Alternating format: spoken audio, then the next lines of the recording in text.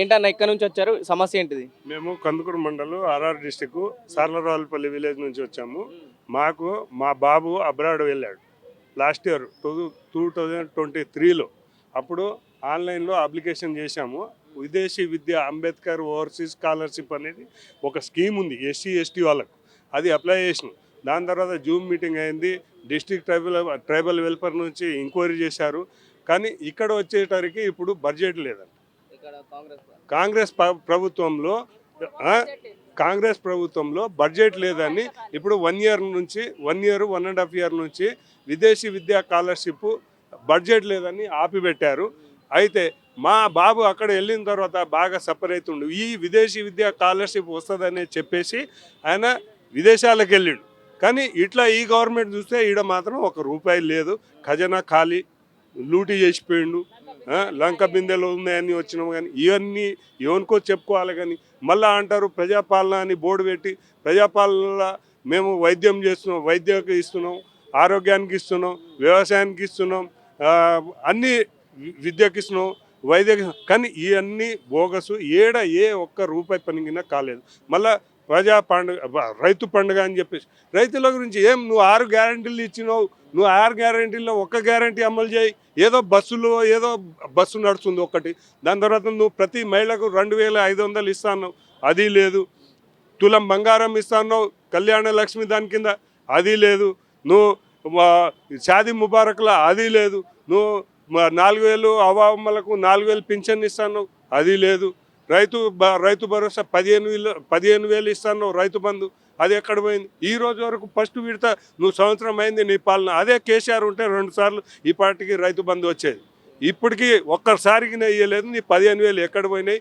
మళ్ళీ ప్రతి మహిళ స్కూటీలు ఇస్తా అన్నాడు, ఉద్యోగాలు ఇస్తా అన్నాడు, ఎక్కడ పోయినాయి? నీ మళ్ళీ చెప్పుకునే మాత్రం పెద్ద ప్రజాపాలన మాది, ప్రజాసేవ మాది, ఇదనే పేర్లు చెప్పుకుంటూ ఉంది. కానీ మేము గడీలు పలగొట్టినాం.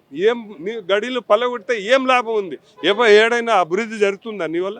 ఒక హైదరాబాద్ చూడు, ఇలా కేసీఆర్ 10 సంవత్సరాలలో డెవలప్మెంట్ చేసి పెట్టిండు. నువ్వు ఇలా గచ్చిబౌలిజో, మాదాపూర్ పో, నువ్వు కొండాపూర్ పో, నువ్వు నానక్రామ్ కూడా పో. ఇవాళ ఐటీ హబ్ అనేది చాలా ఉపాధి అవకాశాలు చాలా ఉండే.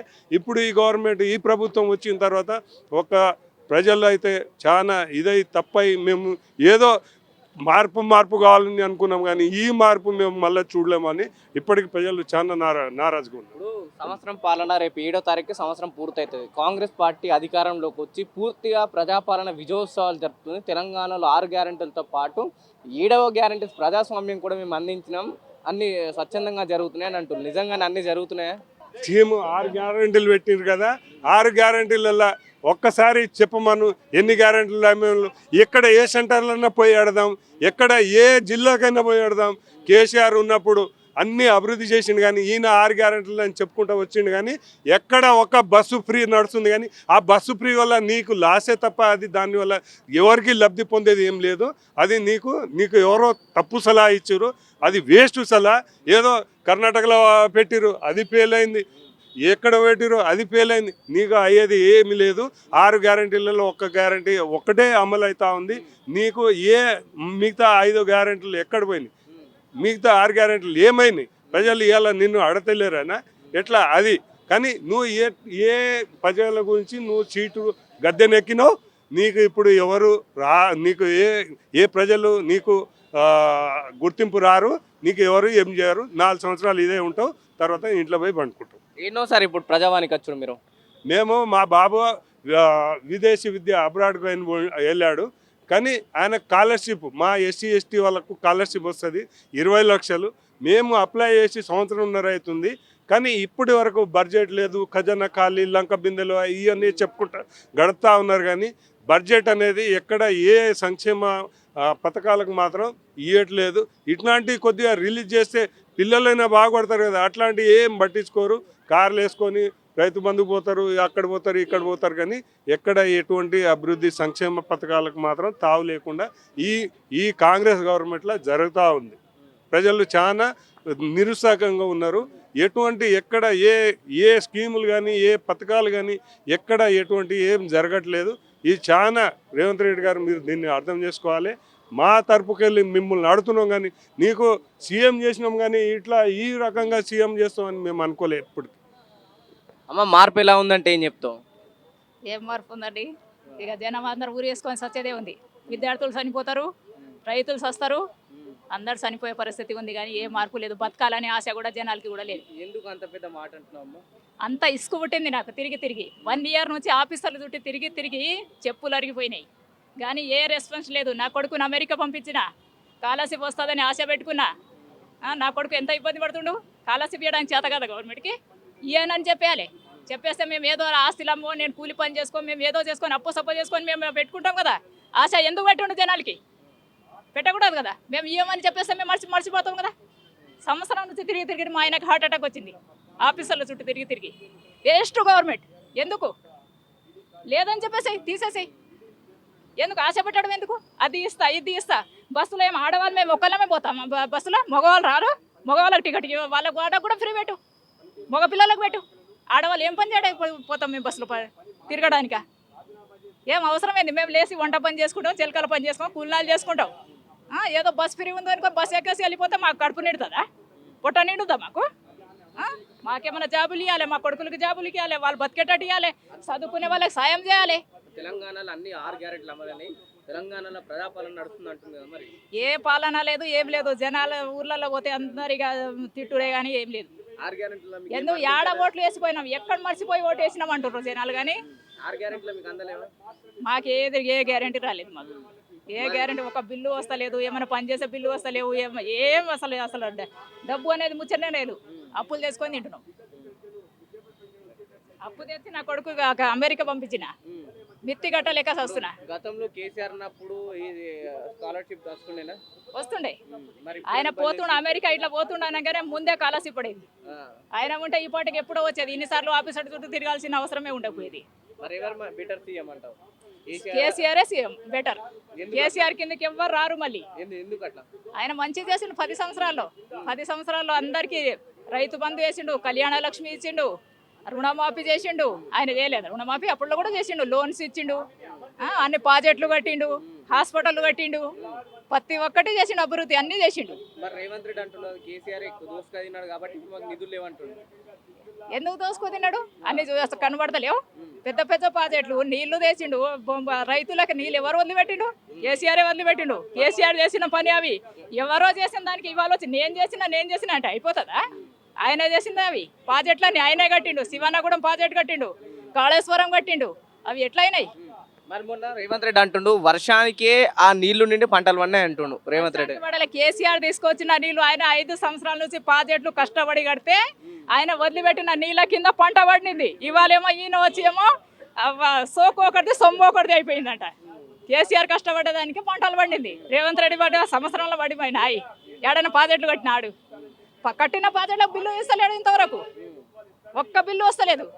తిరిగి తిరిగి ఆఫీసులకు తిరిగి తిరిగి కాళ్ళు వస్తున్నాయి కానీ బిల్లులు వచ్చేది లేదు.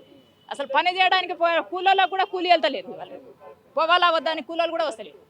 हमारे को 6 साल से पिंचिंग के लिए फिर रहे, हमारे को पिंचिंग नहीं हो रही मंडल ऑफिस में। आप जो थे देवेंद्र रेड्डी के सर के पास आए हम लोग करने आने के लिए में, फिर भी हैंडीकैप पिंचिंग नहीं हो रही। मेरे को एक हाथ एक पैर नहीं उड़ता, मेरे को एक साइड से पूरा गिरा हुआ है मेरे को। अब कितना बार आई इधर? नहीं अब यहाँ पहली बार आई मैं, वहाँ मंडल में बहुत बार गई थी। 6 साल से मैं तकरीबन बहुत बार जा के आई मैं। वहाँ पे मेरी रिक्वेस्ट कोई भी नहीं सुन रहे। मेरा बच्चा छोटा सा है, इतना छोटा बच्चे को लेके मैं कहाँ जाऊँ बोलो? मैं कैसा परवरिश हूँ? किराए के मकान में कैसे जिंदगी काटूँ बोलो? किराए का मकान है, जाती मकान भी नहीं है, किराए रहते फिर तुम बोलो। मैं आखिर इतनी मजबूर रहने की वजह से मैं यहाँ पे सर करने आई, मैं देवेंद्र रेड्डी साहब करने मानो मेरा कुछ तो भी करेंगे बोल के मैं इसके पास आई, मैं इनके पास है ना। నమస్తే, వెల్కమ్ టు మిర్రర్ టీవీ. నేను పవన్. ప్రస్తుతం మనం ఏదైతే ప్రజావాణి దగ్గర ఉన్నాం. ఏదైతే ప్రభుత్వం అధికారంలో కాంగ్రెస్ ప్రభుత్వం అధికారంలోకి వచ్చిన తర్వాత వారానికి 2 సార్లు ప్రజావాణి నిర్వహిస్తూ ప్రజా సమస్యలు ఏమున్నాయని తెలుసుకోనికి ప్రజావాణి నిర్వహిస్తుంది. సో చాలా వరకు కొన్ని సమస్యలు పరిష్కారం అవుతున్నాయి, చాలా సమస్యలు అట్లనే పెండింగ్లో ఉండిపోతున్నాయి. అక్కడ లోపట్ల ఎట్లాంటి రెస్పాండ్ ఉంది, ఎట్లాంటి జనాలు ఎలా రిసీవ్ చేసుకుంటా నిజంగానే సమస్యలు పరిష్కారం అవుతున్నాయనే విషయాలు మనం మాట్లాడే ప్రయత్నం చేద్దాం. మనతో పాటు ఇక్కడికి వచ్చిన ఆ బాధితులు ఉన్నారు. అమ్మా, ఎక్కడి నుంచి వచ్చినా ఏంటి నీ సమస్య? జియాగూడ నుంచి వచ్చిన సార్. ఇల్లు డబల్ బెడ్రూమ్ కోసం పెట్టుకున్నా. అది అయింది అన్నారు కానీ 3 సార్లు తిరిగిన. వస్తుంది మెసేజ్ వచ్చింది చూపించిన, ఇంకా ఏమో మళ్ళీ వస్తుంది పోయి చెక్ చేయండి అని అంటుండ్రు. ఏ 3 సార్లు ఇస్తాను అంటున్నా ఆ, ఇప్పుడు కూడా మెసేజ్ వచ్చింది మొత్తం చూపిస్తే వాళ్ళు ఇంకోరికి వస్తారు పోండి అని అంటుండ్రు అంతే. ఇంకా అది ఏమంటారు గ్యాస్ది అన్నారు, గ్యాస్ది 500 అన్నారు, అది కాలేదు. మళ్ళీ 2500 ఇస్తా అన్నారు, అది కూడా కాలేదు సార్. ఏం కాలేదు, 6 గ్యారెంటీలు ఇచ్చిన అంటున్నారు. ఏమి ఇవ్వలేదు సార్, అన్ని అబద్ధాలే, ఒక్కటి కూడా లేదు. ఇగో డబల్ బెడ్రూమ్ కూడా లేదు. ఇప్పుడు ఈ మెసేజ్ వస్తే కూడా లేని వాళ్ళకి ఇవ్వాలి కానీ ఉన్న వాళ్ళకే ఇస్తుండ్రు వాళ్ళు. మరి లోపల ఏమంటారు పేపర్ ఇస్తే ఒకటి తీసుకుంటున్నా మంచిగా పేపర్ తీసుకుంటుండ్రు, వస్తారు ఇంకోరికి అని అంటుండ్రు. ఇప్పుడు ఈ పేపర్ చూపిస్తే అన్ని అయిపోయినాయి. ఆడ పోతే ఏమో ఇది ఇచ్చిన కాడ వస్తారు పో అమ్మ ఇంకోరికి నీకు అయిపోయింది కదా నువ్వేమి ఇయ్య కానీ ఇలా కొడుతుండ ఆయన అంతే. వస్తున్నా 2500 నీకు ఇస్తాను కదా. ఇయ్యలేదు, ఒక్క రూపాయి వస్తలేదు ఇక్కడ. గ్యాస్ కి 500 పడతాయి ఏం ఒక్క రూపాయి కూడా పడుతుంది అందులో కూడా పడతలేదు, అన్ని అబద్ధాలు. అన్ని బొక్కర మాటలే. మరి ఏం చెప్తావు రేవంత్ రెడ్డికి, ఏం చెప్తావు డబుల్ బెడ్రూమ్ ఇళ్ళ గురించి? కావాలి సార్, మరి లేని వాళ్ళకి ఇవ్వాలి, మేము కష్టం చేసి బతుకోటోళ్ళకి ఇవ్వాలి. ఉన్న వాళ్ళకే ఇస్తుండ్రు అంటే ఎట్లా? చిన్న చిన్న పిల్లలు ఉన్నారు, కిరాయిలు కట్టుకొని బతకాలంటే ఎట్లా? దూరం కల్లా వచ్చి ఇస్తున్నా సార్ నేను.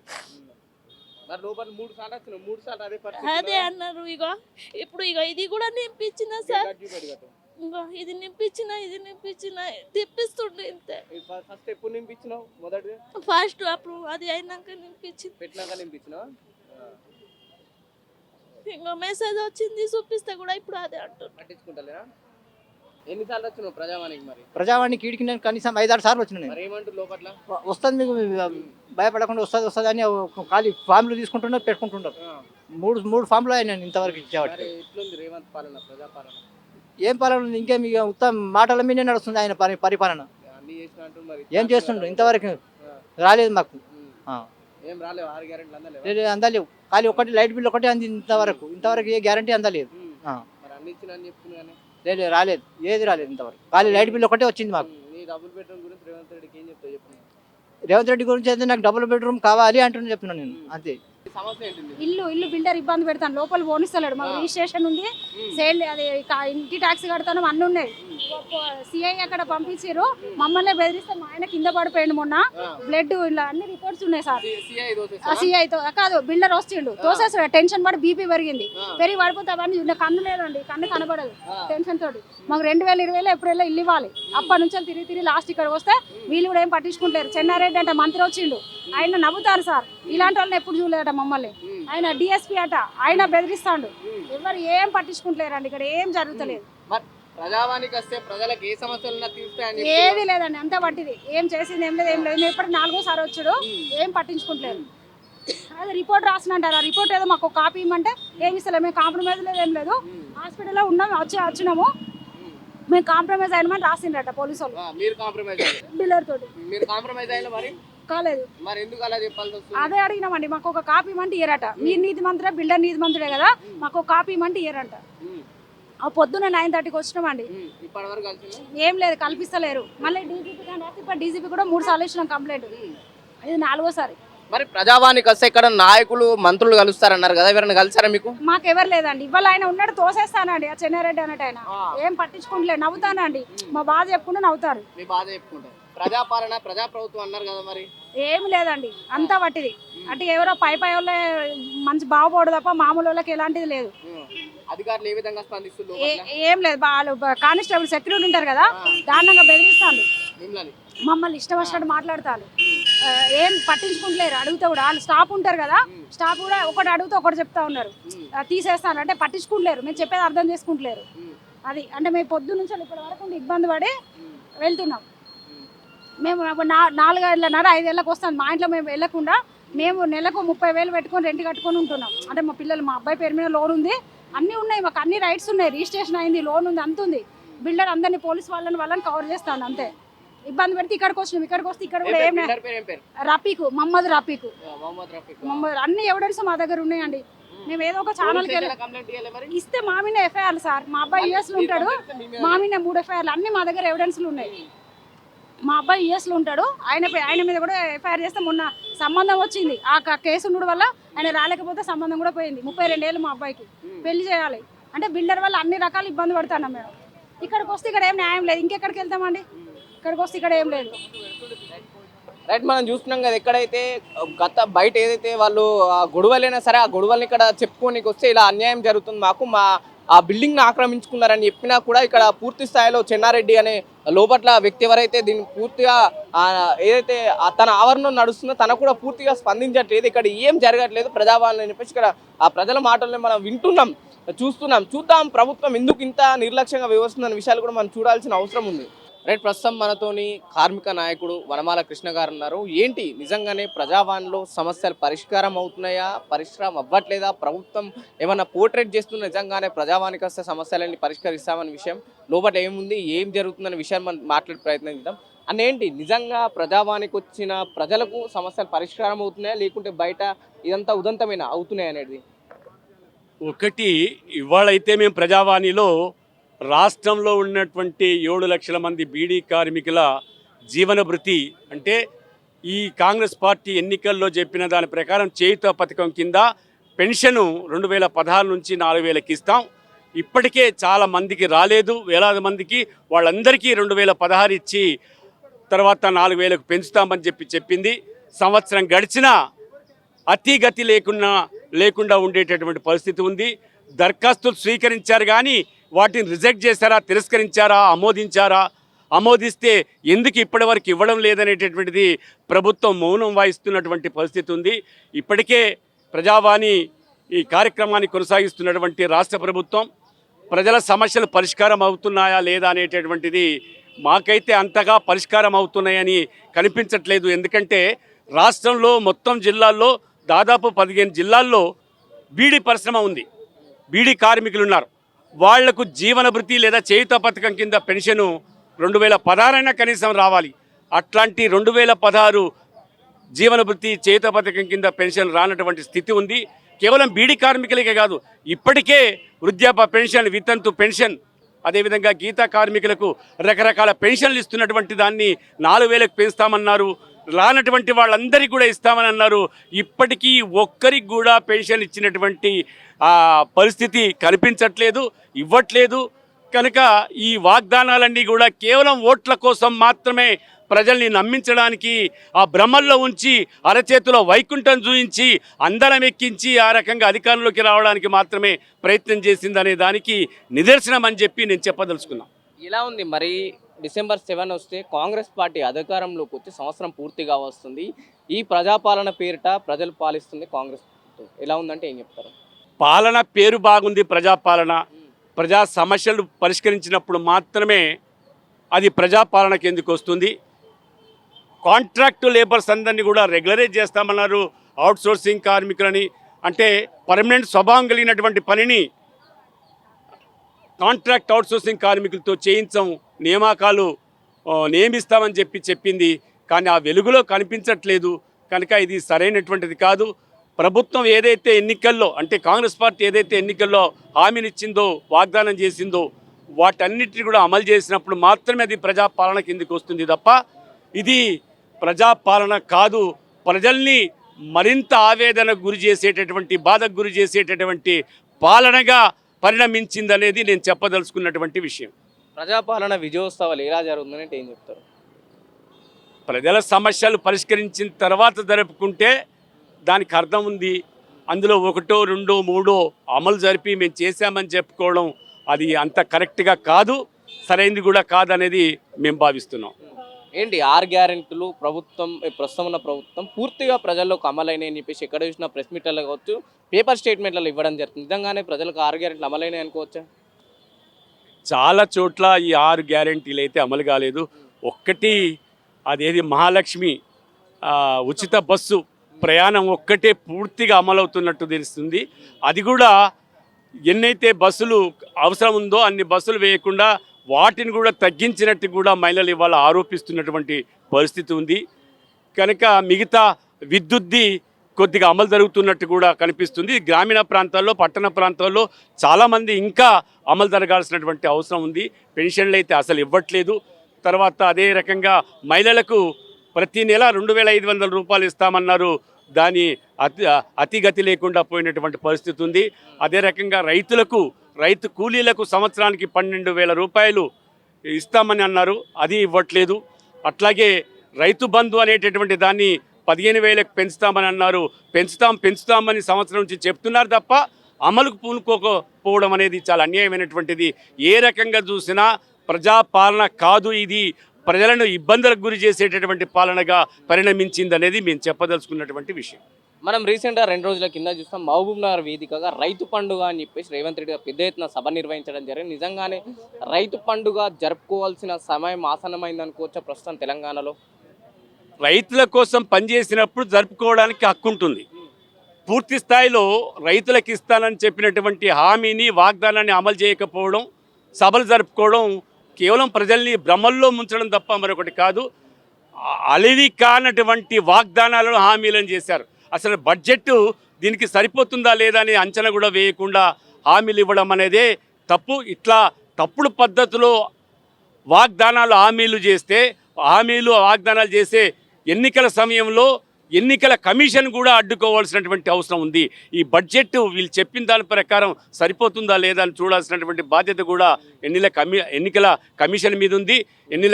ఎన్నికల కమిషన్ ఏమో గుడ్లప్పగిచ్చి చూస్తుంది.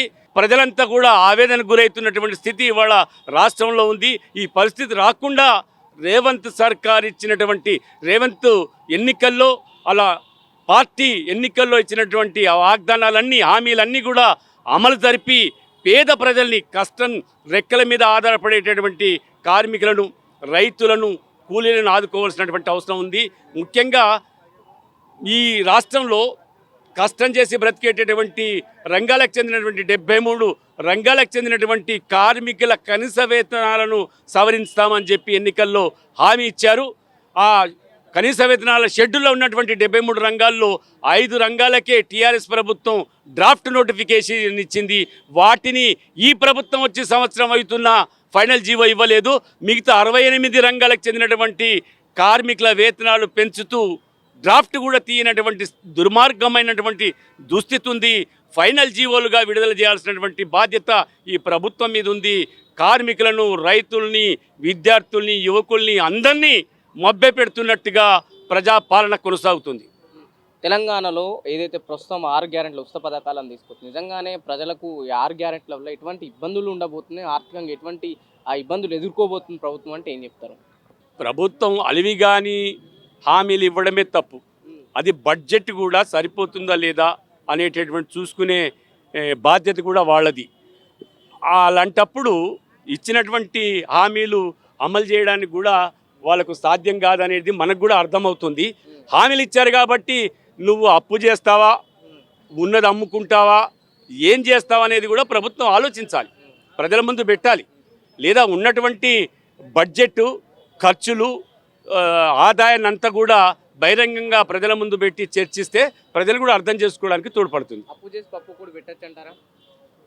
అంటే ప్రజల ఇబ్బందులను తొలగించడానికి అప్పు చేస్తే అభ్యంతరం లేదు. కేవలం సంబరాల పేరు మీదనో లేదా ప్రభుత్వం చేయనటువంటిది చేయడానికి ప్రయత్నం చేస్తుందని ప్రచారం కోసము అట్లాంటి ఖర్చులు పెట్టడం సరైనది కాదు. తర్వాత దంబికాలు పలకడానికి మేము అది కడతాం ఇది కడతామని వేల కోట్ల రూపాయలు కేటాయించాల్సినటువంటి అవసరం లేదు. ముందుగా కార్మికులను, రైతులను, కష్టజీవుల్ని, యువకుల్ని, విద్యార్థులను ఇబ్బందులు పెట్టకుండా వాళ్ళకు ఉండే సమస్యలన్నీ కూడా పరిష్కరించాలనేదే రాష్ట్ర ప్రభుత్వాన్ని మేము డిమాండ్ చేస్తున్నాం. అన్న ఒక్క మాటలో సంవత్సరం పాలన ఎలా ఉందంటే ఏం చెప్తారు? నేను చెప్పాను ఇంతకుముందే, ఇది ప్రజాపాలన కాదు, ప్రజల్ని ఇబ్బందులు చేసే పాలన తప్ప మరొకటి కాదనేది ఒక్క మాటలోనే స్పష్టం చేస్తున్నాం. డిసెంబర్ 7వ తారీఖుకి కాంగ్రెస్ పార్టీ అధికారంలోకి వచ్చే సంవత్సరం అవుతుంది. ఏదైతే కాంగ్రెస్ పార్టీ మార్పు పేరుతో, ప్రజాపాలన పేరుతో తెలంగాణలో పూర్తిగా ప్రభుత్వం స్థాపించింది. కానీ ఎక్కడ చూసినా ప్రజల వైపు నుంచి కావచ్చు, ఇది కార్మిక సంఘాల నుంచి కావచ్చు, ప్రజా సంఘాల నుంచి కావచ్చు, ఇది కేవలం ప్రజాపాలన కాదు, ప్రజలను ఇబ్బంది పెట్టే పాలన అని చెప్పేసి ఎవరు చూసినా ఇదే చెప్పడం జరుగుతుంది. చూద్దాం ఇప్పటికైనా ప్రభుత్వం ప్రజలకు ఇచ్చిన 6 గ్యారెంటీలతో పాటు 7వ గ్యారెంటీ ప్రజాస్వామ్యం వీటన్నిటిని అమలు చేస్తుందా, లేకుంటే ఇప్పట్లాగానే కొనసాగుతా అనే విషయాలు కూడా మనం వేచి చూడాల్సిన అవసరం ఉంది. రైట్, నమస్తే. ప్రస్తుతం ఏదైతే తెలంగాణ రాష్ట్రంలో పెద్ద వివాదమే జరుగుతుంది, మాలా వర్సెస్ మాదిగ. ఎటు చూసినా టీవీ ఛానల్లో కావచ్చు, బహిరంగ సభల వేదిక కావచ్చు, ఒకవైపు మాలలు మాదిగలు కొట్టుకునే పరిస్థితి ఏర్పడింది. ఎందుకంటే ఒకవైపు ఈ ఎస్సీ వర్గీకరణ జరగాలని ఒక వర్గం, మాలల వర్గీకరణ జరిగితే మేము ఇబ్బందుల పాలవుతాం, మాకు సమస్యలు ఎదురవుతాయని ఒక వర్గం కొట్లాడుతుంది. దీంట్లోనే 57 ఉపకులాలకు సంబంధించిన వాళ్ళు మనతో ఉన్నారు. అన్ననే రాజలింగం గారు. అన్న ఏంటి ఒకవైపు మాల వర్సెస్ మాదిగా యుద్ధమే జరుగుతుంది తెలంగాణ రాష్ట్రంలో. ఇలా చూడొచ్చు వీటన్నిటిని. ఈ యుద్ధం అనేది ఉన్న వాళ్ళకి లేని వాళ్ళకి యుద్ధం ఇది. దోసుకున్న వారికి అంచబడ్డ ఉన్న వారికి యుద్ధం ఇది. ఈ యుద్ధం ఎలాంటిదంటే ఈ వరికన్ అనేది ఎప్పటి నుంచో 30 సంవత్సరాల నుంచి నానుతుంది రాష్ట్రంలో. 30 సంవత్సరాలు నానుతుంది. వరికన్ అనేది అన్ని కులాలకు అన్ని 59 కులాలకు న్యాయం జరగాలని చెప్పేసి ఆనాడు మందకృష్ణన్న గారు అన్ని కులాలకు ముందుండి పని నడిపించి ఈ రోజు దాకా తీసుకొచ్చిండు. వరికన్న చెయ్యాలని చెప్పి ప్రధానమంత్రి గారిని తీసుకొచ్చి కూడా మన హైదరాబాద్ నడిగడ్డున లక్షలాది మందితో మీటింగ్ పెట్టిండు. వరికన్ చేస్తా అని చెప్పారు. సుప్రీంకోర్టులో 7 మంది జడ్జిలతోటి చెప్పిన తర్వాత కూడా ముఖ్యమంత్రి గారు ఇక్కడ నేను అన్ని రాష్ట్రాల కంటే ముందు నేనే చేస్తా అని చెప్పి ఆయన గురించి ఇచ్చాను. మేము సంతోషపడ్డాం. కానీ దాంతో అక్కడ మటుకే ఆగింది. అక్కడి నుంచి ముందు జరగడం లేదు. మేము ఏమంటున్నామంటే వరికన్ అనేది ఒక్క కులానికే కాదు, 3 కులాలు కొట్టుమిట్లాడుతున్నాయి. 3 కులాలు అంటే అన్నిటికంటే వెనకబడ్డ కులాలు 57 కులాలు ఉన్నాయి. మాల వాళ్ళు అభివృద్ధి చెందినారు, మాదిగలు అభివృద్ధి చెందుతున్నారు. 57 కులాల మాత్రము ఇంకా అనగదొక్కుతున్నారు, దూరం పడేస్తున్నారు. మేము ఏమంటున్నామంటే మీరు మాల నాయకులు, మాల ఎమ్మెల్యేలు వాళ్ళకు ఒకటే కోరుతున్నా, మీరు బాగుపడరు. ఎమ్మెల్యేలు అయినరు, మినిస్టర్లు అయినరు, ఆర్డీఓలు అయినరు, అన్ని విద్యాపరంగా ఉద్యోగపరంగా రాజకీయంగా అందరూ మీరు అభివృద్ధి చెందిరు కదా. మరి 57 కులాలు అభివృద్ధి చెందలేదు కదా. అభివృద్ధి చెందని కులాలకు అభివృద్ధి చెందిన కులాలకు మరి పోటీ పెడితే మా వాళ్ళు మేమైపోవాలి. రాజకీయంగా మీరే ఉంటారు, మంత్రులు మీరే ఉంటారు, ఎమ్మెల్యేలు మీరే ఉంటారు, సర్పంచ్లు పెడితే లాస్ట్ ఎక్కడ దాకా ఉందో అక్కడ లాస్ట్ దాకా మీరే ఉంటారు. లాస్ట్లో ఉన్న కులాలకు ఏం కావాలని అడుగుతున్నా. మేము అడిగేది ఒకటే, వరికన్న జరిగితే 3 కులాలు లాభపడతాయి. మాదిగపు లాభపడుతుంది, మాల లాభపడుతుంది, ఉపకులాలు లాభపడతాయి. ఈ లాభపడొద్దని చెప్పి మాలలు మాత్రమే దీన్ని అడ్డుకుంటున్నారు. మాదిగలు ఉన్న అందరూ 59 కులాలు ఉంటే 58 కులాలు వరికన్న కావాలని కోరుకుంటున్నారు. అలాంటప్పుడు మాలలు ఎందుకు వద్దంటారని అడుగుతున్న వాళ్ళని. వద్దు, వాళ్ళు ఎందుకు వద్దంటారు? అవసరం వచ్చింది అంటే బాగుపడొద్దా? ఇప్పుడు మనం రీసెంట్గా చూసినట్టయితే పరేడ్ గ్రౌండ్లో పెద్ద ఎత్తున మాలలు మహాగర్జన సింహగర్జన పెద్ద సభ పెట్టింది కదా. ఆ సభ దేనికి సంకోచిస్తుంది అనుకో? ఆ సభ పెట్టడము, మేమింత జనం ఉన్నాము, వరికన్న అడ్డుకోవాలని పెట్టిరు వాళ్ళు. ఇప్పుడు వాళ్ళు ధనవంతులు, ఎమ్మెల్యేలు, మినిస్టర్లు, అన్ని రకాలుగా వాళ్ళు ఉన్నారు కాబట్టి అన్ని లక్ష మందితోటి వాళ్ళు ఆ ఒక సభను పెట్టి మేము ఎట్లా వరికన్న చేస్తారో మేము ఎట్లా ఆపాలో మాకు తెలుసు అని చెప్పి అనుకుంటారు. కానీ ప్రభుత్వానికి కానీ ఇక్కడ ఉన్న ఒక ముఖ్యమంత్రి కానీ రాష్ట్ర మన కేంద్ర ప్రభుత్వానికి మేము తెలియజేసేది ఏంటంటే 57 కులాలు అన్నిటికంటే కులాల కంటే వెనుకబడ్డవి. వరికన్న కావాలంటున్నది. మాకు దోసుకున్న కులాలతోటి దోపిడీకి గురైన కులాలకు ఈరోజు అన్యాయం. దోపిడైన కులాలు మేము, దోసుకున్న కులాలు వాళ్ళు. మేమేమంటామని వరికన్న కావాలి. 100% వరికన్న అయితే 57 కులాలు బాగుపడతాయి. లేకుంటే ఈ 57 కులాలు బాగుపడొద్దని చెప్పే మాలలు ఈరోజు పెద్ద ఎత్తున హైదరాబాద్లో మన పేరెడ్ గ్రౌండ్లో మీటింగ్ పెట్టారు. అంటే వాళ్ళ ఉద్దేశం ఏంది? మేము ఉన్నోళ్ళమే కావాలి, లేనోళ్ళు ఇంకా కింద పడిపోవాలి, వాళ్ళకి ఎలాంటి రిజర్వేషన్ అందొద్దని చెప్పి కోరుతున్నారు. కానీ నేను అందరినీ మాలలను అంటలేను, కొంతమందిని మాత్రమే, కొంత దుర్మార్గులు మాత్రమే ఈ విధంగా ఆలోచిస్తామని చెప్పి మీ వద్ద కోరుతున్నాను. ఏంటి మీరు ఏ వర్గం సైడ్? ఇటు మాదిగా వర్గం సైడా లేకపోతే మాలల వర్గం సైడా? వర్గం అని ఏం లేదు. వాస్తవానికి మాదిగలు వరికన కోరుతున్నారంటే వాళ్ళకి ఉండాలి మా ధర్మం అది. ఎందుకంటే వరికన వద్దని చెప్పి మాలలు కోరుతున్నారు, వాళ్ళది దుర్మార్గం అది. మాకు వరికన కావాలని కోరుతున్నారు మాదిగలు కాబట్టి వాళ్ళెంబడి ఉంటాం, వాళ్ళ అడుగులు అడిగేస్తాం, వాళ్ళ బాటలో బాట అయితే నడుస్తాము. మేము తప్పనిసరిగా ఉపకులాలకు న్యాయం జరిగేంత వరకు మాదిగలు ఎంబడి ఉంటాము, పోరాడతాము. మా హక్కులు వచ్చేంత వరకు మేము కూడా ఏదైనా ముందుకు సిద్ధమవుతాము. ఇప్పుడు అటు మాలలు చెప్తున్నారు వర్గీకరణ, ఏబిసిడి వర్గీకరణ జరిగితే మాలలకు రిజర్వేషన్ విషయంలో ఇబ్బంది పడతారని చెప్పేసి మాలలు చెప్పడం జరుగుతుంది. మాదిగలు ఎస్సీ వర్గీకరణ జరిగితే మాలలకి వెళ్ళాల్సిన రిజర్వేషన్ మాదిగలకు వస్తే లాభపడతారని వాళ్ళు చెప్పారు. నిజంగానే ఈ రిజర్వేషన్ మన వర్గీకరణ జరిగితే ఉపకులాలకు ఎటువంటి లాభాలు ఉంటాయి? జనాభా దమాషా ప్రకారం వరికన జరుగుతుంది. మాల జనాభా ఎంత ఉందో వాళ్ళ జనాభా ప్రకారం వాళ్ళకి రిజర్వేషన్ వస్తుంది. మాదిగకి ఎంత ఉందో మాదిగ జనాభా ప్రకారం వాళ్ళకు వస్తుంది. ఉపకులాల జనాభా ఎంత ఉందో వాళ్ళ జనాభా ప్రకారం వీళ్ళకి వస్తుంది. మేము అంటే ఎవరి జనాభా ప్రకారం వాళ్ళకు వస్తుంది, ఎవరు తక్కువ వాడు ఎవరికి అన్యాయం కాదు. ఇంతవరకు అన్యాయం ఇంతకుముందు ఈ 30 సంవత్సరాల క్రితము వరికన్న లేకపోవడం వల్లనే మాదిగలో ఉద్యోగస్తులు కానీ అన్ని రకాల్లో ముందుచ్చురని చెప్పేసి మందకృష్ణ అన్న గారు వచ్చేసి ఈ వరికన పోరాటం చేసి వాళ్ళు గుంజుకున్నాడు, వాస్తవం గుంజుకున్నాడు, పోరాడుతూ ఇప్పుడు మాదిగలకు సమాన హక్కులు తీసుకొచ్చింది ఆయన. కానీ మా ఉపకులాలకు మాత్రము 57 కులాలకు మాత్రము ఇంతవరకు దక్కలేదు. ఏమంటున్నామంటే ఈ యొక్క మా జనాభా ఉంది, మా జనాభా ఉంది, మా జనాభా ఏమంటాము అభివృద్ధి చెందిన కులాలు మాలలు, అభివృద్ధి చెందుతున్న మా కులాలు మాదిగలు, అభివృద్ధి చెందని ఏ మాత్రం అభివృద్ధి చెందని కులాలు 57 కులాలు. 57 కులాలు బాగుపడాలంటే వాళ్ళకు కొంచెం తక్కువ ఇచ్చి మా డెవలప్ అయిన వాళ్ళకు తక్కువ, డెవలప్ అవుతున్న కొంచెం తక్కువ, డెవలప్ కాని కులాలకు ఎక్కువ శాతం రిజర్వేషన్ ఇస్తే మా 57 కులాలకు మేము బాగుపడతాము. లేకుంటే వీళ్ళతో వాస్తవం చెప్పాలంటే మేము మాదిగలతో తట్టుకోలేము, మాలలతో తట్టుకోలేము. ఎందుకంటే అగ్రవర్ణాలతోటి పోటీ పడే సత్తా వాళ్ళకు ఉంది. మా దాంట్లో ఇంతవరకు ఎమ్మెల్యే లేరు, వాళ్ళ దాంట్లో ఎమ్మెల్యేలు ఉన్నారు, మినిస్టర్లు ఉన్నారు, ఐఏఎస్ ఆఫీసర్లు, ఐపీఎస్ ఆఫీసర్లు ఉన్నారు, ఆర్డీఓలు ఉన్నారు, కలెక్టర్ ఉన్నారు. మా దాంట్లో ఉన్నారు, మాదిగలు ఉన్నారు, మాలల్లో అదేవిధంగా ఉన్నారు. మా దాంట్లో లేరు.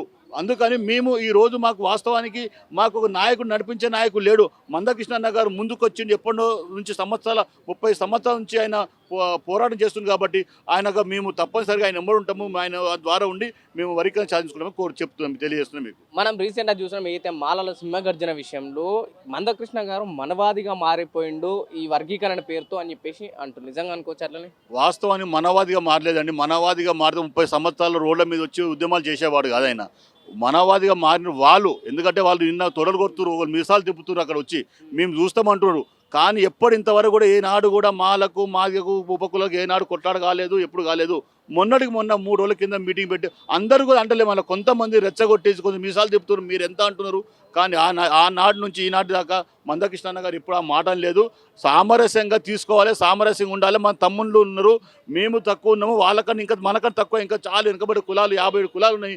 వాళ్ళకు న్యాయం జరగాలంటే వరికన్నా ఎస్సీ వరికన్నా జరగాలని చెప్పి మందకృష్ణ అంటున్నారు. వాళ్ళు ఎట్లా మనవాదులు అంటారు అని చెప్పి వాళ్ళు ప్రశ్నిస్తున్నాను. ఏం చెప్తారు చివరిగా మాలలకు ఈ వర్గీకరణ విషయంలో ఏం చెప్పదలుచుకున్నారు? అన్న మాలలు అన్నలారా, ఒక్కసారి ఆరోజు చేయండి.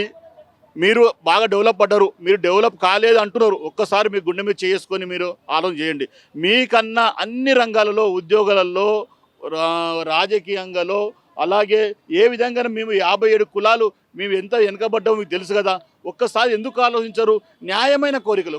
మీ ముగ్గురు అన్నదమ్ములు ఉంటే ఒక తమ్ముడు కింద పడిపోతే 10 రూపాయలు ఇచ్చి ఆదుకునే ఒక బలం ఉండాలి. కానీ మీరు మొత్తానికే మీరు కానే కారు, మీరు ఎవరో మీరు మా సంబంధం లేదు, మీరు దూరం వెళ్ళిపోరని చెప్పి మీరు చేయడం కరెక్ట్ కాదు. మానాడు సోదరులారా, అన్నలారా, ఒక్కసారి గౌరవ ఎమ్మెల్యే వివేక్ అన్న గారు మీరు కూడా ఆలోచించండి. 57 కులాలు చాలా వెనుకబడ్డవి, మాదిగా బాగుపడ్డరు, మాల బాగుపడ్డరు చూస్తుంటే. కానీ 57 కులాలకు ఒక్కసారి ఆలోచన చేయమని చెప్పి మీ టీ ద్వారా నేను వాళ్ళని కోరుతున్నా. రైట్, ఇది పరిస్థితి. అయితే రాష్ట్రంలో పూర్తి స్థాయిలో మాల వర్సెస్ మాదిగానే ఫైట్ జరుగుతుంది పెద్ద ఎత్తున. ఒకవైపు మాలలు పెద్ద సభలు పెట్టి మాలలు ఎక్కువ శాతం ఉన్నారని చెప్పేసి మాదిగలకు చూపెట్టడం, ఒకవైపు మందకృష్ణ ఆధ్వర్యంలో మాదిగలు ఎక్కువ శాతం ఉన్నారని చెప్పేసి మాలలకు చూపెట్టడం. చూద్దాం ఈ ఎస్సీ వర్గీకరణ జరిగితే ఏ విధంగా 57 ఉపకులాలు లాభపడతాయి, ఏ విధంగా మాలలకు వాళ్ళు చెప్పినట్టు నష్టపోతారా లాభపడతారనే విషయాలు కూడా మనం వేచి చూడాల్సిన అవసరం ఉంది. అమ్మ, ఏంటి సమస్య ఏంటిది, ఎక్కడి నుంచి వచ్చారు మీరు? మేము అడ్డగుట్ట తుకారం గట్టికెళ్ళి వచ్చినాము ఇండ్ల కోసము. ఇప్పటికి 4 times అప్లికేషన్ ఇచ్చినాము. ఇంతకుముందు 15 days కింద కాల్ చేసి మేము కలెక్టర్ ఆఫీస్కి వెళ్ళి చేస్తున్నాము, ప్రజావానికి వెళ్ళి ఫోన్ చేస్తున్నాం. మీరు కవిత గారేనని అడిగారు. అవును మేడం అంటే మీకు ఇల్లు ఏమైనా శాంక్షన్ ఏంటంటే ఇంకా ఏది కాలేదు మేడం, ఇక్కడికి వస్తే ఒకసారి చేసిరు కానీ వాళ్ళు ఏం చెప్పడం లేదు. ఇంకా 4 times నుంచి పెట్టినాము, ఎంక్వైరీకి వస్తామని చెప్తున్నారు, ఎంక్వైరీకి కూడా రావడం లేదు. ఇండ్ల కోసం మాత్రం ప్రత్యేకంగా రావాల్సి వస్తుంది. మేము రెంట్ కట్టుకోలేక ఉండలేకపోతున్నాము. ఇంట్లో పిల్లలను సంపాదించుకొని పిల్లల ఫీజులు కట్టుకోవాలి, మళ్ళీ రెంట్ కట్టుకోవాలి. ఒక్కరిద్దరు కష్టం చేసి ఇండ్లు కట్టుకోవాలంటే కిరాయిలు కట్టుకోవాలంటే కట్టుకోలేకపోతున్నాం మేము. దానివల్ల ఇల్లు ఇస్తారేమో అని ఇన్నిసార్లు వస్తున్నాం, ఒక్కసారి కూడా ఏమి కూడా చెప్పడం లేదు. ఇక్కడికి వస్తే ఇప్పుడు మాకు ఇంతకుముందు 15 days కింద కాల్ వచ్చింది అంటే వాళ్ళ ఊరికైనా చేస్తారు, ఎవరో ఫోన్ చేశారని ఇప్పుడు ఇక్కడ మాట్లాడుతాం. అలా మాట్లాడడం వల్ల ప్రజలకి ఇబ్బంది అవుతుందా కాదా? అంత దూరంకి వెళ్ళి మేము ఎందుకు వస్తాం ఇక్కడికి? ఇప్పటికి 4 times వచ్చినాము. లోపల పరిస్థితి ఏంది చెక్ చేయరా, కొంచెం ఆధార్ కార్డ్ నెంబర్ పట్టి చేస్తారు కదా అంటే ఇక్కడ ఏం లేదు. మీరు వార్డ్ ఆఫీస్కి వెళ్ళిన వార్డ్ ఆఫీస్లో ఏం చేస్తారు, గ్యాస్ కోసం కోసమే చూస్తారు. ఆ గ్యాస్ డబ్బులు కూడా కొందరికే పడుతున్నాయి, చాలా మందికి అసలు పడడం కూడా పడలేదు. 6 గ్యారెంటీలు ఏంది, ఒక ఫ్రీ బస్సు పెట్టారు, ఒక జీరో బిల్లు మాత్రం వస్తుంది. మాకైతే ఒక జీరో బిల్లు వస్తుంది, గ్యాస్ డబ్బులు పడడం లేదు. అది గ్యాస్ డబ్బులు కూడా కొందరికి అమలు చేస్తే మిగతా వాళ్ళకు కూడా అమలు కావాలి కదా. అదే పేరు మాకు అసలు ఇంతవరకు 1 రూపాయి కూడా పడలేవు గ్యాస్ పైసలు, మరి పడాలి కదా. మొత్తం మేము మొత్తం పే చేస్తున్నాం గ్యాస్ డబ్బులు 950 తీసుకుంటారు గ్యాస్ కంపెనీ వాళ్ళు. తీసుకున్నప్పుడు కొన్ని అన్ని డబ్బులు పడాలి కదా, అది కూడా పడడం లేదు. ఇప్పుడు మేము 3 టైమ్స్ బుకింగ్ చేసుకున్నాం గ్యాస్, ఒక్కసారి కూడా మాకు డబ్బులు పడడమే లేదు దాంట్లో. మేము అక్కడ గ్యాస్ కంపెనీకి అడిగితే మీరు వెళ్ళి అక్కడ రేవంత్ సార్ని వెళ్ళి అడగండి, మేము పెట్టలేము, అది రేవంత్ సార్ పెట్టిరు, అక్కడికి వెళ్ళి అడగండి అని చెప్తారు. రేవంత్ సార్ దగ్గరికి ఎందుకు వెళ్తాము? ప్రజల కోసం చేసింది ప్రజాపాలనకు వస్తాము. ప్రజాపాలన చేసినప్పుడు వాళ్ళు మాకు రిక్వెస్ట్ ఇవ్వాలి, ఏంది లేదమ్మా మేము చేస్తాము, ఓపిక పట్టండి అని చెప్పాలి. అలా కాకుండా పేపర్లు తీసుకుని అక్కడ పడేసి మేము ఇంటికే వస్తాం ఎంక్వైరీ కంటే ఎన్నిసార్లు 1 ఇయర్ అవుతుంది. ప్రజావానికి వస్తే ప్రజా సమస్యలు తెలుపుకుంటే ఉన్న సమస్యలు తీరిపోతాయి అన్నారు కదా, మరి అట్లా పరిస్థితి కనిపిస్తలేదు ఇక్కడ. లేదు, మాకైతే కనిపించడం లేదు.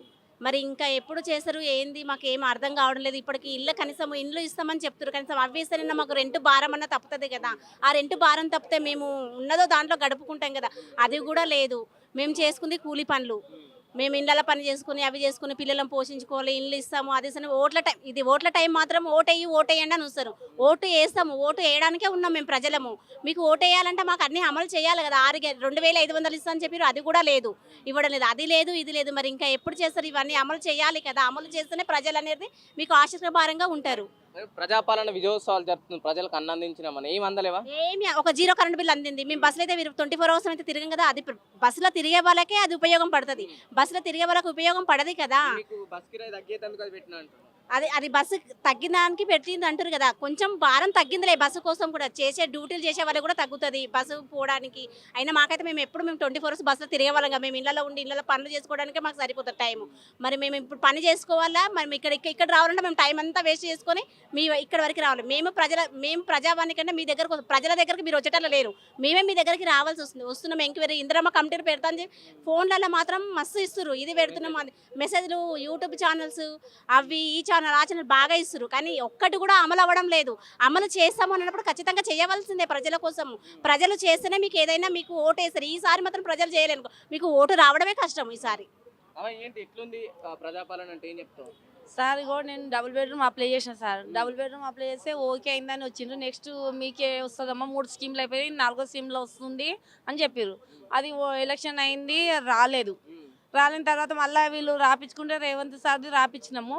3 సార్లు వచ్చింది, మళ్ళీ ఏమైంది సార్ మాకు ఇట్లా రాలేదు అని అంటే, వస్తుందమ్మా ఓకే అయిందని చెప్పిరు. మాకు ఓకే అయింది, మీకు దసరా వెళ్ళాక వస్తారు చెకప్కు, దసరా ముందు వస్తామన్నా దసరా వెళ్ళాక వస్తాను, రాలేదు.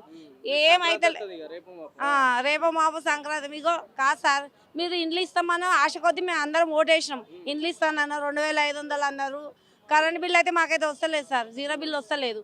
గ్యాస్ కూడా పైసలు మొత్తం కట్టించుకుంటారు, మళ్ళీ అదే గ్యాస్ పైసలు వేసేదేందో 500 తీసుకొని ఇచ్చేసి అయిపోతుంది కదా సార్. ఇదంతా చిక్కుండదు కదా. మా ఆయన పేరు మీద ఉంది గ్యాసు, నా పేరు మీద లేదు. నా పేరు మీద కొంతమంది అంటారు, ఆ లేడీస్ పేరు మీద ఉంటే గ్యాస్ పైసలు పడతాయి అంటారు. కొంతమంది ఎవరి పేరు మీద ఉన్నా పడతాయి, భార్య పడతారు. చెప్పినాం సార్, ఆడ పోయి మున్సిపాలిటీ ఆఫీస్లో అడగండి అని చెప్తున్నారు. ఇక్కడ దీంతో 4 సార్లు ఇచ్చినాం మేము పేపర్లు.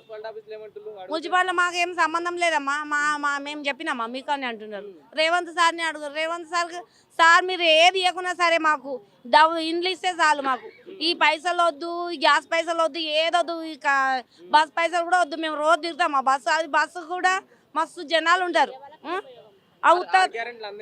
ఏం అందలేదు సార్. కరెంటు అది బస్సు ఒకటే అయింది, కరెంటు కాలేదు, గ్యాస్ కాలేదు, ఇండ్లు కాలేదు.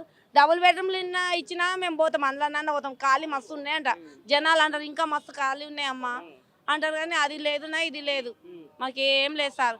పిల్లలకు 2500 అన్నారు, మాకు లేడీస్కి 2500 కూడా, ముసలిళ్ళకు 4000 అన్నారు, అది కూడా లేదు, ఏం లేవు. అది కళ్యాణ లక్ష్మి అన్నారు, కళ్యాణ లక్ష్మి తులం బంగారం అన్నారు, అది కూడా లేదు. పిల్లల స్కూటీలు అన్నారు, లేదు. జాబ్ చదువుకున్న పిల్లలు అయితే మస్తు మంది సార్. జాబులు అంటే అప్పుడు కేసీఆర్ సార్ చేసింది సార్, అవి అది ఉండే మీరు ఇచ్చిర్రు, ఇయ్యలేదు అంటలేను. అవి ఆ సార్ చేసిరు, అమలు చేసిరు కాబట్టి వాళ్ళు గెలవలేదు, వాళ్ళు ఇవ్వలేదు, మీ చేతుల మీదకి వెళ్ళి ఇచ్చిర్రు, మీరు ఇవ్వలేదు అని అంటలేము. కాకపోతే ఇంకా ఉన్నారు కదా పిల్లలు, చదువుకున్న పిల్లలు, వాళ్ళకు కూడా అవకాశం ఇవ్వాలి కదా. వాళ్ళకి అవకాశం ఇవ్వాలి, మాకు లేని వాళ్ళకు ఇండ్లు ఇవ్వండి సార్. మీకు పుణ్యం అవుతుంది రేవంత్ సార్. అన్నయ్య మీరు మాకు గరీబ్ వాళ్ళకి ఇండ్లు ఇస్తే చాలామంది మాసం చాలామంది ఉర్రు. కొంతమంది చెప్పుకోలేకుండా మా ఆయన నేను పూలు అమ్ముతాను సార్, పూలు అమ్మి బతకాలి. మా ఆయనకి హెల్త్ బాగుండదు, ఆయన కాళ్ళు తెచ్చిస్తాడు, నేను తిరిగి అమ్ముతా సార్. ఇల్లు గంపలు వేసుకొని ఇల్లు తిరిగి అమ్ముతా. నాకు 5 పిల్లలు. రైట్, ఇది పరిస్థితి. ప్రజావాణిలో అయితే ప్రభుత్వం కాంగ్రెస్ పార్టీ అధికారంలోకి వచ్చిన తర్వాత ప్రజావాణి నిర్వహిస్తుంది వారానికి 2 రోజులు. కానీ ఇక్కడికి వచ్చిన ఏదైతే ప్రజలు సమస్యలు చెప్పుకుంటే ఇక్కడ నుంచి మున్సిపల్ ఆఫీస్కి వెళ్ళాను, లేకపోతే వార్డ్ ఆఫీస్లోకి వెళ్ళాను, అక్కడ చెప్పడం, అక్కడికి వెళ్తే మీరు డైరెక్ట్ ఏదైతే రేవంత్ రెడ్డి గారు హామీ ఇచ్చారు కదా, రేవంత్ రెడ్డి దగ్గరికి వెళ్ళాలని చెప్పి అక్కడ ఆ ఘాటుగా సమాధానం చెప్పడం జరుగుతుంది. మళ్ళీ ఆ సమస్య ఇక్కడ పట్టించుకోకపోవడం, ఇక్కడ సమస్య అక్కడ పట్టించుకోవడం వల్ల ప్రజలు ఎటు వెళ్ళాలో దిక్కుతోచని స్థితిలో ఉన్నారని చెప్పేసి ఇక్కడ వాళ్ళు చెప్పడం జరుగుతుంది. చూద్దాం ప్రభుత్వం పట్టించుకుంటుందా, లేకుంటే ఈ సమస్యలు ఇలానే గాలికి వదిలేస్తుందా అనే విషయాలు కూడా వేచి చూడాల్సిన అవసరం ఉంది. సమస్య మేము డబుల్ బెడ్రూమ్ కోసము మేము ఇక్కడికి వచ్చి 20 సంవత్సరాలు అవుతుంది. మాకు సొంత ఇల్లు అనేది లేదు. మేము మా రేషన్ కార్డు మా టోటల్గా ఇక్కడనే ఉన్న ఎవిడెన్స్ మొత్తం ఆల్ ప్రూఫ్. మా పిల్లల్ని ఇక్కడ చదివించుకుంటూ ఏదో మామూలుగా సెక్యూరిటీగా అది ఇది చేసుకుంటూ బతుకుతున్నాం. ఇప్పుడు జీవనోపాధి చేసుకుంటున్నాం. కాంగ్రెస్ ప్రభుత్వం వచ్చిన తర్వాత ఈసారి వాళ్ళు ఏం చేసిండ్రు, మన గ్రౌండ్లో కమ్యూనిటీ హాల్లో మీరు అప్లై చేసుకోండి అభయస్థమని అప్లై చేసుకోండి అని పెట్టారు. పెట్టిన తర్వాత మేము దీనికి అప్లై చేసుకున్న తర్వాత మేము కలెక్టర్ ఆఫీస్ కాడికి వెళ్ళినాము. ప్లస్ ఇక్కడికి ఇది 2 times, ఇది రెండోసారి ఇక్కడ రావడం క్యాంప్ కాడికి. సమస్య ఎట్లా తీసుకుంటున్నారు ఫస్ట్ ఇప్పుడు యాక్చువల్గా ఒకటి ఏంటంటే ఫస్ట్ సారి వచ్చినప్పుడు డైరెక్ట్ లైన్లో పోయి కూర్చుండబెట్టిళ్ళు. ఇప్పుడు బయట మేము ఒక 1-2 hours నిలబడ్డాం.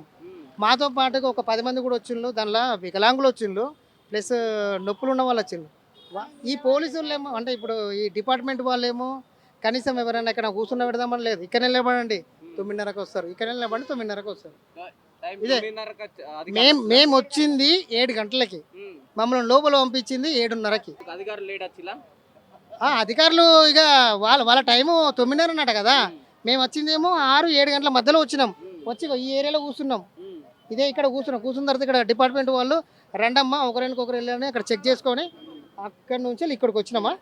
వచ్చిన తర్వాత కనీసం వాళ్ళు లోపల కూడా కూర్చుండబెట్టలేదండి. లోపల అంటే అక్కడ హాల్ ఉంటుంది కదా. ప్రజావాణికి వస్తే మేము మంచి సమస్యలు ఏమన్నా తీర్తామన్నాడు కదా.